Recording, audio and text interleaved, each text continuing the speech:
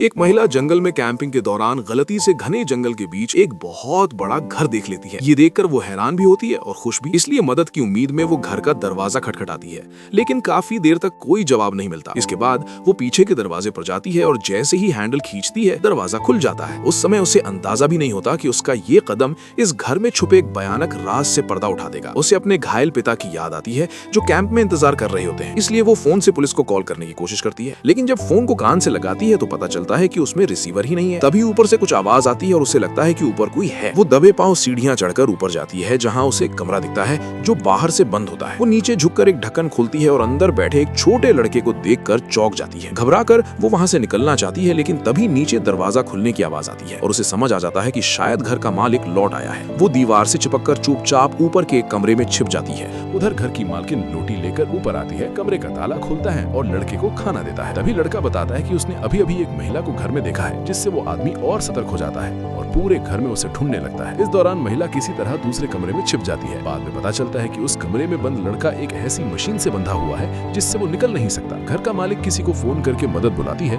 और बाहर निकलकर उस महिला को ढूंढने जाता है। मौका देखकर महिला भागकर अपने कैंप की ओर जाती है। कुछ ही देर में वो आदमी कैंप पहुंच जाता है और महिला से सवाल करता है। तभी पीछे से महिला लकड़ी से वार कर उसे बेहोश कर देती है। उसकी बेटी एमिली ये सब देखकर डर जाती है, लेकिन हालात की गंभीरता को समझते हुए वो माँ की मदद करती है। महिला अपनी बेटी को बंदूक देकर उस आदमी की निगरानी करने को कहती है और खुद उसकी गाड़ी चुराने चली जाती है, लेकिन उसके जाते ही हालात बिगड़ जाते हैं। घर में बंद लड़का बाहर निकल आता है, लोगों पर हमला करता है और भाग जाता है। इसी बीच घर की मालकिन महिला को बांध देता है और अपने पति की मौत का इल्जाम उसी पर डालती है। उधर एमिली डर के मारे कुछ नहीं कर पाती है। अगले दिन महिला किसी तरह खुद को आजाद कर लेती है, दीवार तोड़कर बाहर निकलती है और कैंप की ओर भागती है, लेकिन वहां पहुंचकर देखती है कि उसके पिता की हत्या हो चुकी है। ये देखकर वो टूट जाती है और पछताती है कि एक छोटी सी मस्ती ने उसके पिता की जान ले ली। वो फिर से उसी घर की ओर जाती है जहां आखिरी टकराव होता है। पागल महिला गोली चला देती है, लेकिन आखिरकार महिला और उसकी बेटी मिलकर उसे मार गिराते हैं और जान बचाकर वहां से भाग निकलते हैं। इस तरह कड़ी मशक्कत और संघर्ष के बाद माँ बेटी अपनी जान बचाने में सफल हो जाती हैं और यही फिल्म खत्म हो जाती है।